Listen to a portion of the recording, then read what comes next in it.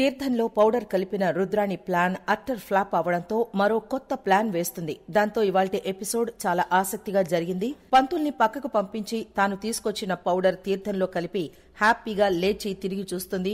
వెనుక జూనియర్ స్వరాజ్, కనకం చూస్తూ ఉంటారు. వాళ్లను చూసిన రుద్రాణి షాక్ అవుతుంది. వీళ్ళేంటి నన్నిలా చూస్తున్నారు?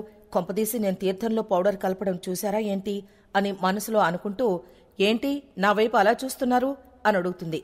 నువ్వు చేసిన పనికి అంటుంది కనకం. డౌటే లేదు, వీళ్ల వాలకం చూస్తుంటే ఖచ్చితంగా చూసినట్టే ఉన్నారు అని మనసులో రుద్రాణి అనుకుంటుంది. ఏంటి తప్పు చేశానని భయపడుతున్నావా అంటాడు బుల్లి స్వరాజ్. నేను తప్పు చేయడమేంటి? అసలు నువ్వేం మాట్లాడుతున్నావు అని అంటుంది రుద్రాణి. నేను దేని గురించి మాట్లాడుతున్నానో నీకు తెలీదా? ఏం చేస్తున్నావు ఇక్కడ అని అడుగుతాడు. నేనేం చేయట్లేదే అంటుంది. నేనిందాకేం చెప్పాను? జ్యూస్ ఇవ్వమని అడిగాను కదా. ఈ ఇంటి వారసుడు జ్యూస్ అడిగితే ఇవ్వాలని తెలీదా అని అడుగుతాడు బుల్లి స్వరాజ్. ఏంట్రా ఎక్కువ చేస్తున్నావు? ఇది నా ఇల్లు, నా ఇష్టం. నాకు పని చెయ్యాలనిపిస్తేనే చేస్తాను, లేకుంటే ఖాళీగా తిరుగుతాను. అయినా నువ్వు ఓనర్ అనుకుంటున్నావా అని కసురుకుంటుంది. వెంటనే కనకం, అవును, నా డార్లింగ్ ఇప్పుడు ఓనరే. ఇందాక వదిన ఏం చెప్పిందో విన్నావు కదా అని అంటుంది. ఏంటి డార్లింగా? ఇదెప్పుడో అని అంటుంది రుద్రాణి వెటకారంగా. అవును, నేను తనకి డార్లింగ్, తను నాకు డార్లింగ్. అయినా నాకు జ్యూస్ తెస్తావా తేవా?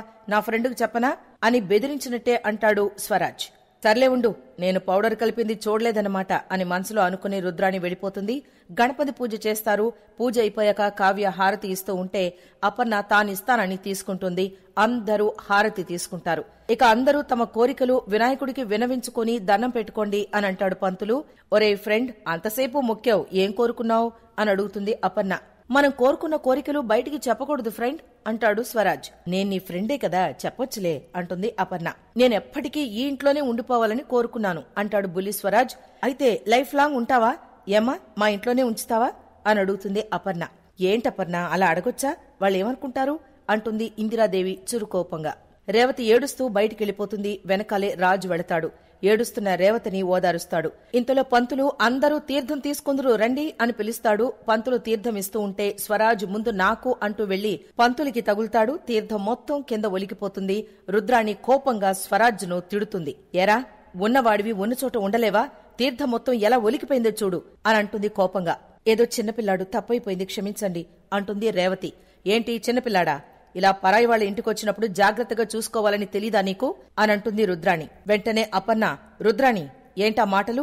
ఇంటికొచ్చిన అతిథులతో ఇలాగైనా మాట్లాడేది అని కోప్పడుతుంది అపర్ణ. అది కాదు వదిన, తీర్థం అలా కింద పడిపోతే ఇంటికెంత అరిష్టం అని అంటుంది రుద్రాణి. అని నీకెవరు చెప్పారే?